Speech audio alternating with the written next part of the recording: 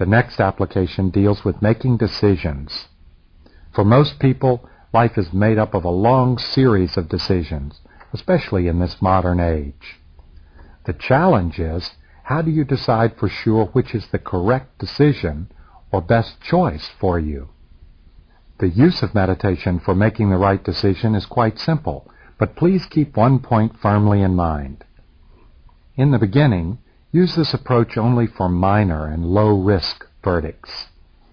Once you feel confident in the procedure, and only then, should you seek answers in meditation for more serious issues. Remember, too, that the answer often involves factors that you may not even be aware of consciously. So sometimes the response you get may not appear to be in your best interest, but ultimately will be. In the Cayce readings, the instructions for receiving guidance through meditation are quite simple. First, you think about the issue, considering all aspects involved. Then you frame the question so that it can be answered yes or no.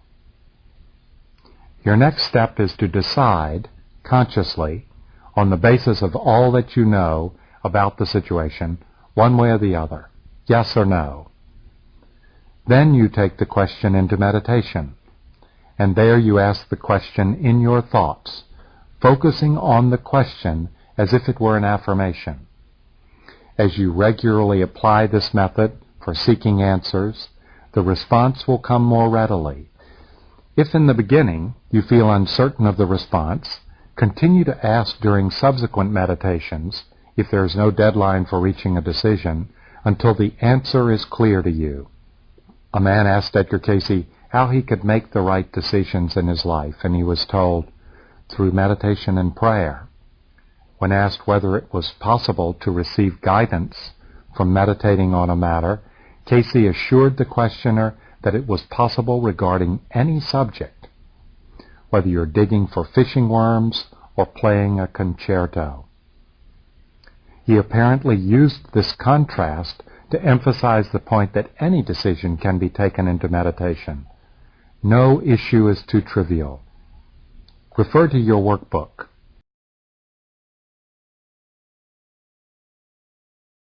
The worksheets provided will provide practice for using this technique.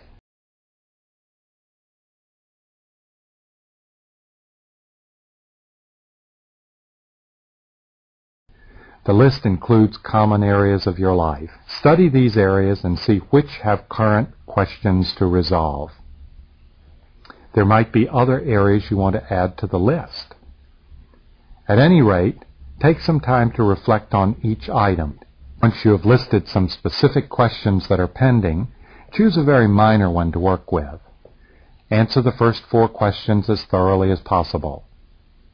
Suppose you have an opportunity to change your hours on the job. Your boss doesn't mind if you come in an hour or 2 earlier or later, as long as you put in the required hours per week. The decision is entirely up to you. Consider the advantages and disadvantages. An advantage might be by rearranging your schedule, you will avoid the peak rush hour traffic.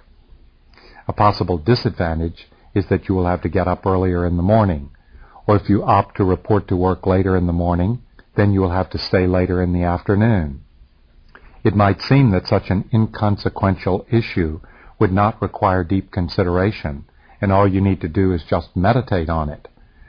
That sounds plausible, but the fact is, the more you give conscious thought to a decision and its ramifications, the more likely you will receive a clear response from your subconscious mind. Your deeper knowing will answer in kind and in accordance with the attention you give a matter. Suppose you decide against changing your work schedule. Then in meditation, ask the question, should I change my work schedule? The answer is yes or no. Once you receive an answer, you will have to decide next which hours you will work. You can meditate on this question also. You might simplify the process, however, by basing the question on specific work hours, making a decision, and then meditating for the right answer. Now that you have the idea of the decision-making process, turn your attention to the workbook. The directions and questions are self-explanatory. Remember to write down your question and decide yes or no. Answer the first 3 questions of Part 2. For now, turn off the tape until you have completed the exercise and answer the questions in the workbook. Then we will continue. See how simple that was?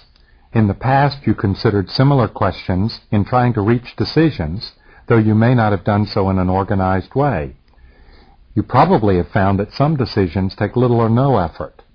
Resolving more serious questions, however, may have left you feeling ambivalent or uncertain what to do.